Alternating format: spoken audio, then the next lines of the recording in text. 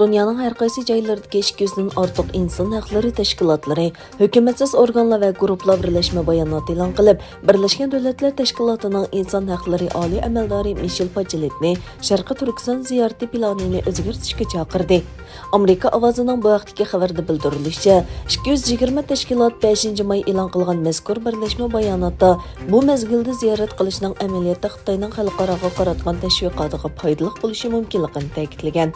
Shundaqla Michelle Bacheletning hozirga qadar Xitoy kommunist rejimining ziyonkashligiga uchragan kishilar bilan uchrashish baxmaganligi, shundaqla bu millatlar to'pidan Xitoy rejimining bostirish siyosati haqida ahvol egallab baxmaganligi qayd qilingan. Shuning bilan birga Michelle Bacheletning bundan ilgari Uyg'ur, Tibet, Mo'ng'ullarning ichidagi shohidlarni bevosita ko'rishib, o'z ahvolini bildirish talabini rad qilganligi e'lon qilindi. Dunyodagi boshqa markaziy banklardan farqli pul siyosiy ramkasiga amal qilgan Xitoyning yaqinqi yillardan buyon tashqi pirovit zapisida eng tez tuvanlash ko'rilgan.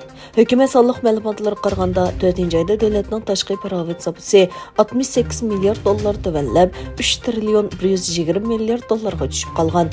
Shunda qilib bu 5 yil ichidagi eng tez tuvanlash bo'lgan.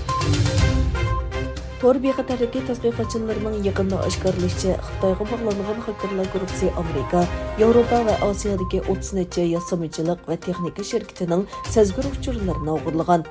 Boston'dagi bir tor bexatarlik shirkati Xitoyga bog'langan xakerlarning dora va aviatsiya sanoatida ishlatiladigan materiallarning ishlab chiqarish va yasash loyihasini nishonlaganligini oshkorlagan.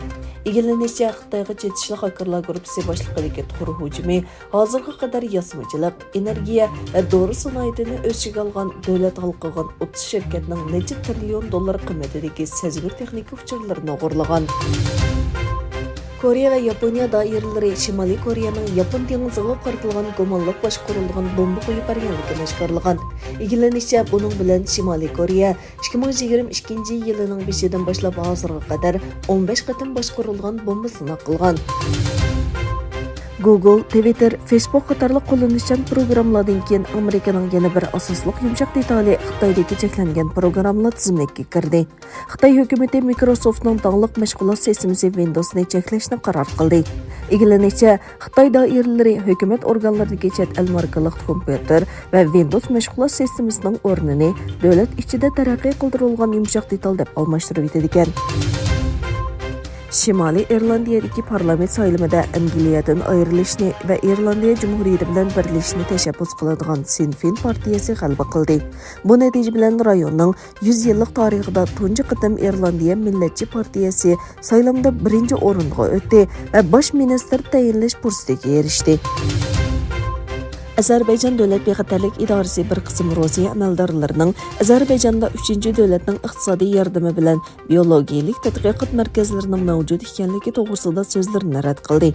Bir qism Rus əməldarları Ukrayna, Moldova, Gruziya və Azərbaycanda Amerikanın qo'llashiga erishgan biologiyalik tədqiqat təcrübəxanasının barlığını o'tirg'a qo'ygan edi.